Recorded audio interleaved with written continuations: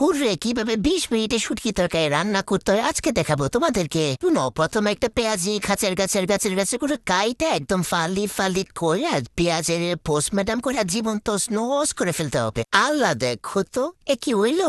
এক চুলায় তেল দিয়ে দিলাম, তোমাদেরকে কিছুই বললাম না। চুলায় তেল দিয়ে দিলাম, পেঁয়াজগুলোর একটু ভাজাভুজি করতে যে আবার ভুলে গেলাম।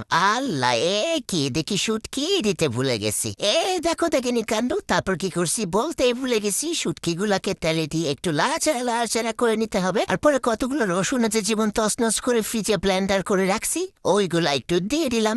আল্লাহ, এ কি হইলো। এখন তো আমি গুঁড়া মরিচ দিয়ে দিলাম একদম 2 চামচ ভরে ভরে, যেহেতু শুটকি তরকারি জাল তো হতে হবে। তোমরা কি জানো এখান থেকে আমার স্ট্রাগল করা শুরু? দাঁড়া বলছি। তারপর কি হয়েছে জানো? তারপর এই যে মশলাগুলা দিয়ে দিলাম, হলুদ, মরিচ, ধনিয়া গুঁড়া, জিরা গুঁড়া সব দিয়ে দিলাম। একটু করে ভাজাভুজি করে দিয়ে দিলাম পানি। এবার দিব টানাটা।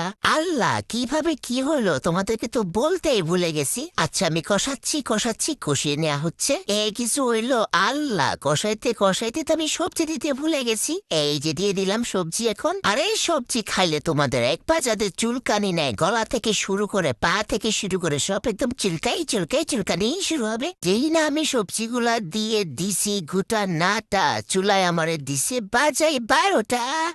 এই যে সুন্দর স্মেল বের হয়েছে, কি বলবো তোমাদেরকে। যদি একটু খাওয়াতে পারতাম।